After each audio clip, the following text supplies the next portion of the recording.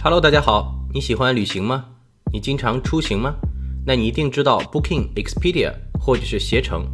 那今天呢，我们就讨论一下这些 OTA 公司。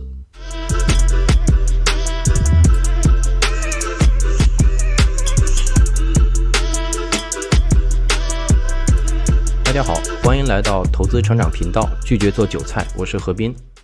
那么首先，什么是 OTA 呢？ OTA 也就是 Online Travel Agency 的缩写，也就是网上旅行公司。说到携程，其实大家都不陌生，凡是去旅游的，或者是从事旅游行业相关人士，一定都绕不开携程。甚至很多从业者还表示，大家都是在为携程打工。那么这些在线旅游公司市场环境到底如何？哪些公司有护城河？什么公司值得长期投资？废话不多说，马上进入正题。简单介绍一点历史， OTA 发展三部曲。第一步，1950年到1995年，在线旅游公司的技术其实源于航空业。1952年，环加拿大航空公司开发了世界上首个计算机订票系统。然后呢，美国开始抄袭，2年以后，美国航空公司与 IBM 合作开发了自己的计算机预订系统。通过强大的技术和先进的算法，让消费者可以跨过旅行社，直接通过系统进行机票、酒店和车票的在线预订。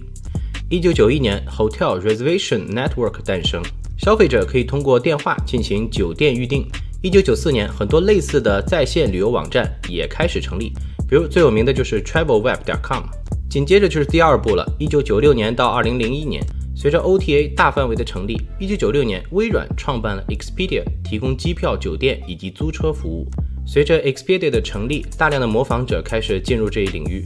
1997年 Priceline 也成立了，并于1998年向全球用户提供酒店、机票、租车、旅游打包产品等在线预订服务。此后呢，像携程网、包括 TripAdvisor 等著名的 OTA 网站也相继在1999年到2001年间成立。紧接着就是第三步，2002年到现在，由于 OTA 业务高度同质化，因此要想提高市占率，必须通过兼并收购的方式。比如 Priceline 在2005年和2007年收购了 Booking.com、Agoda、Rentercars.com 和 OpenTable 等公司。一样的套路， Expedia 也没闲着，也开始收购。那么其中最有名的就是 TripAdvisor， 除此之外还有大量的其他公司。那么国内呢，更不用说了，本着 Copy to China 的原则，携程也与去哪儿网在2015年开始合并。通过兼并整合的商业策略，目前已经形成了三足鼎立的格局。我们看一下这张图，在全球前10大 OTA 中，那 Priceline 呢也是名列榜首，紧接着呢就是 Expedia， 再后来就是携程。在收入分布图中， Priceline 占有了 40% 左右的市场份额。那我们具体分析一下OTA 企业到底是怎么赚钱，有哪些赚钱方式？总结一下 OTA 企业的赚钱方式大概有3个。第一就是代理模式，所谓代理模式也很好理解，就是帮酒店、航空公司以及旅行社卖产品，然后赚取佣金。这个模式简单粗暴。第二种模式呢，就是批发模式，也就是低价采购，然后再加价卖给用户，赚中间的差价。那么最后一个模式也是广告模式，我们具体的来分析一下。我们大概想一想，也知道代理模式的风险其实非常低，因为 OTA 企业的参与度并不高。酒店、旅行社、客户把东西放在网上，我卖出去了，然后呢，我就可以获取佣金，基本属于躺着赚钱的模式。只要把网站服务做好了，利润不用愁。那批发模式呢，显然就不一样了，虽然利润更高，但是呢，风险很大。比如说我把酒店全都拿了，结果卖不出去怎么办？砸自己手里。比如这次遇上新冠疫情，搞不好血本无归了就。广告模式虽然也是躺着赚钱，但是呢，占比其实并不大。那么接下来我们分析一下这3大巨头都是使用哪种模式呢？那么通过这张图我们可以看出， Booking 呢显然是以代理模式为主，也就是属于躺着赚钱的那种模式。 Expedia 呢主要是以批发模式为主，差异化竞争。目前国内的携程也属于这种代理模式。在这里我们想介绍一下 Booking 怎么成为这个行业的大哥的。Booking 作为一家全球化的公司，通过并购拿下了最重要的子品牌，并实现了全球市场的扩张。比如在2004年 Priceline 收购了英国酒店预订平台 Active Hotels， 然后在2005年呢收购了荷兰的酒店预订平台 Bookings， 之后呢将公司整合成为 Booking.com， 于是 Booking 变成了欧洲最大的在线旅游网站。2014年公司又先后投资了携程、美团点评、滴滴出行，从旅游、餐饮和出行多个角度切入中国的 OTA 市场。Booking 集团旗下有6大主要子品牌，包括 Booking、Priceline 等等等等，囊括了酒店、旅游套餐、租车、订餐、旅游服务等所有的出行业务，而且都是全球化的市场。那么其中 Booking 最主要的营收其实还是欧洲，也是整个集团最主要的盈利来源。在这里我们可以思考一个问题，什么样的酒店会找 Booking 合作？如果是喜来登、万豪、假日等连锁酒店，他们本身就有非常好的品牌效应，而且还有非常多的会员，所以他们一定不愿意让 Booking 再分一杯羹。那么这个逻辑其实就非常简单，来找 Booking 合作的一定是一些中小型的酒店，也就是说一个市场如果酒店行业的集中度越低，那么对 Booking 来说呢，这种模式就越吸引人。我们再来看一看哪个市场的酒店行业集中度比较低呢？我们看一下这个 CR 是 Concentration Ratio 的意思。那么这个 CR10 呢，代表着行业排名前10的企业所占的销售比例。很明显，我们可以看出在欧洲它的行业集中度非常的低。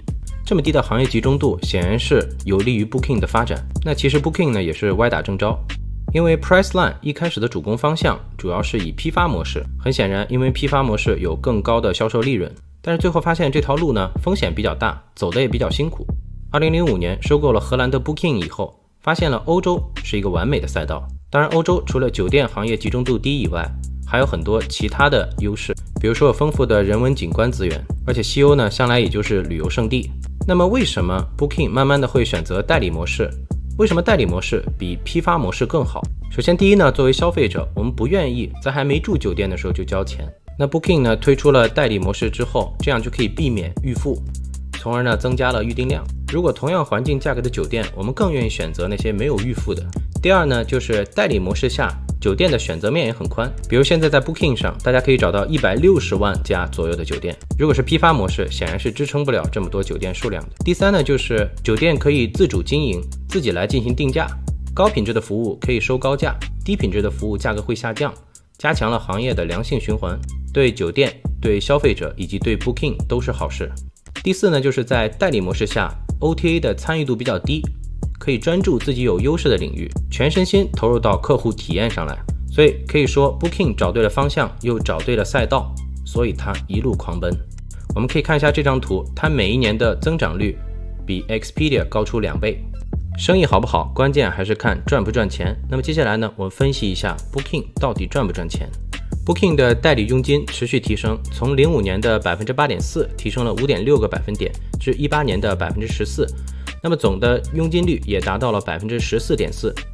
相比之下 Expedia 的扩张不及 Booking， 加上品牌相对分散，佣金率在05年到18年反而下降了 2.9个百分点至 10.07%。 所以我们得出的结论是 Booking 还是比 Expedia 要赚钱的。那有人会问，那除了酒店以外还有机票，那机票的销售情况怎么样呢？在这儿呢，我们选择忽略机票的营收。那么为什么？主要原因是机票是一种非常标准化的产品，而且同质化非常严重，连航空公司都无法持续的赚钱，怎么会容忍你 OTA 再分一杯羹呢？那么之所以 OTA 做机票，其实就是为了增加流量，因为它赚钱呢也是相当有限的。我们可以看一下欧美航空公司佣金率是怎么样。在这里我们简单的提一下携程。总的来说，非常遗憾的是携程已经陷入了价格战，是不是似曾相识？携程虽然具有先发优势，但是呢，由于长期陷入价格战、补贴战，用户体验呢也下降，投诉居高不下，因此携程以及其他友商也都面临着一个异常困难复杂的国内市场环境。那么唯一的出路呢，就应该是学 Booking， 提升用户体验，提供更好的服务来方便客户，同时呢赚取合理的利润。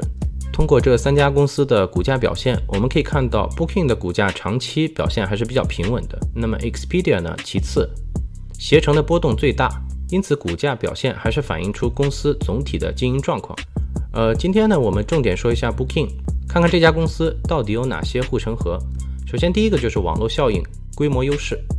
Booking 的网上酒店越多，用户越多，用户越多呢，酒店也会越多，进入了正向循环，从而形成了规模优势。第二个优势呢，就是先发优势，赢者通吃。因为旅游资源是有限的， Booking 最先站稳欧洲的赛道，通过提高用户体验，又直接巩固了先发优势。欧洲只有一个景点，就那些， Booking 直接抢占了非常优质的资源。第三就是成本优势，由于有着压倒性的用户群，分摊在每个人身上的用户成本就会降低，因此呢，它也具有了成本优势。再一个呢，就是品牌优势。尽管这一优势并不是那么明显，但是大多数去欧洲旅行的人对于 Booking 应该不会陌生。如果一家酒店所有条件都一样的前提下，大家更会选择自己熟悉的订票网站。特别是酒店这种商品，想要说服一个人尝试其他的 OTA 平台，用户是要冒着很大的风险的，除非酒店价格有非常大的吸引力。一个企业有了护城河，利润才会得到保障。那么竞争呢，往往对消费者是有利的，但是对于企业呢是毁灭性的。那么这也是携程面临巨大压力的原因之一。我们来看一下这张图。那么这张图呢，也显示了整个 Booking 的营收规模也是在不断的增加，特别现在也开辟了一些东南亚以及其他的国际市场，当然也包括中国。无论是自由现金流还是净收入都是显著增加。那么盈利能力到底又怎么样呢？我们在这里选取了另外一个指标，就是 ROE，Return on Equity， 净资产收益率。它表明一个企业的赚钱能力。高的 ROE 意味着企业有强大的护城河。有人还建议呢，选择公司的时候要选择 ROE 在 15% 以上的公司。我们看一下 Booking， 在2018年的时候，最低的时候它的 ROE 也达到了 20% 多。如果对比一下携程和 Expedia， 我们可以看出它的盈利能力也是非常强的，也证明了 Booking 在行业当中拥有强大的护城河。好了，我们现在总结一下。